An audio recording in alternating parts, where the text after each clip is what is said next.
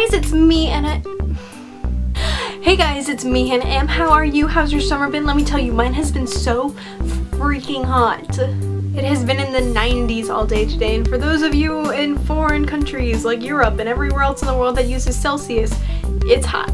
Also, my hair has turned into this kind of faded purple color because I'm trying to wash it out to put more in, and I kind of like it. So a couple months ago, I had someone send me a message on Tumblr asking me about this little thing back here, my bookshelf, and they wanted to know what books I had in it.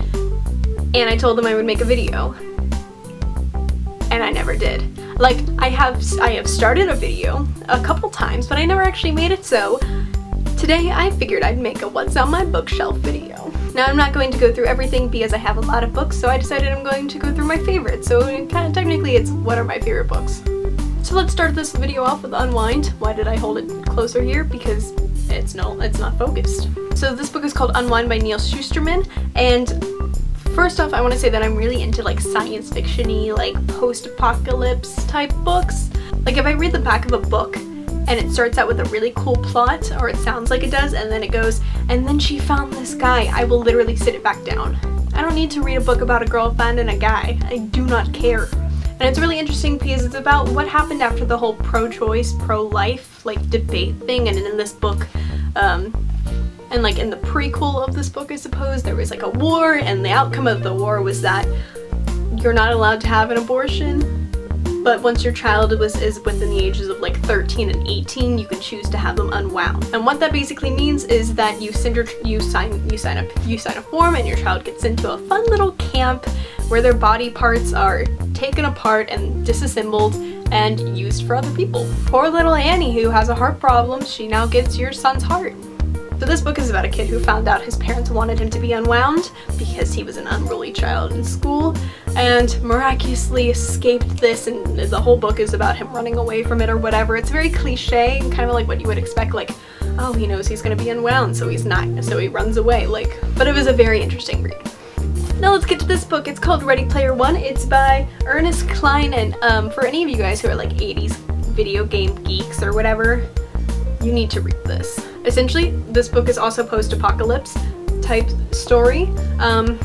It's the year 2044. And basically this is a book about a virtual reality game that everyone now lives in because like the real world sucks so much. So you basically buy these goggles and these gloves, and like what you do like controls your video game character, and the goggles makes it like a virtual reality around you type thing. So everyone kind of lives in the video game and then gets out of it to like eat real food and like take care of their actual human bodies.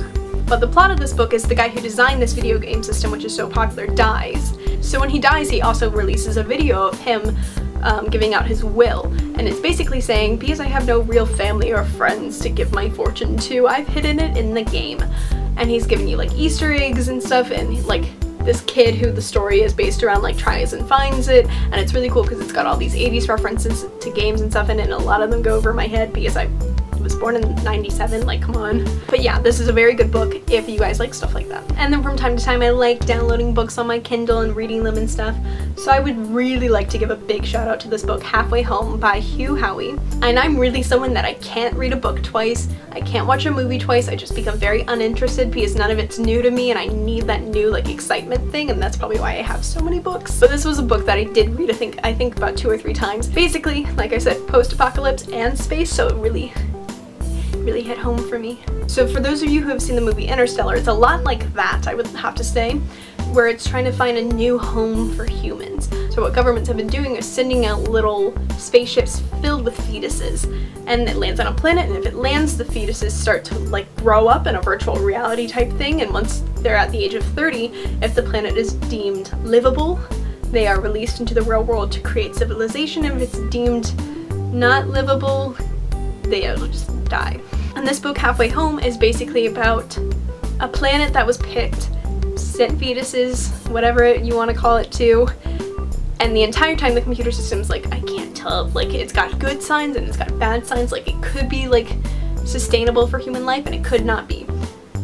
And then like 15 years in, so these fetuses are like 15, that kind of age, everything goes haywire, and they're released. And they're released into this new world, not proper training, not proper anything, and there's a very good chance it could be deadly. And I thought it was a really, really good book. So there you go. I hope you guys enjoyed this video, and whoever asked me to do a what's in my bookshelf video, I hope you're watching. And I hope you don't hate me. So thank you so much for watching. I love you all so much. Bye.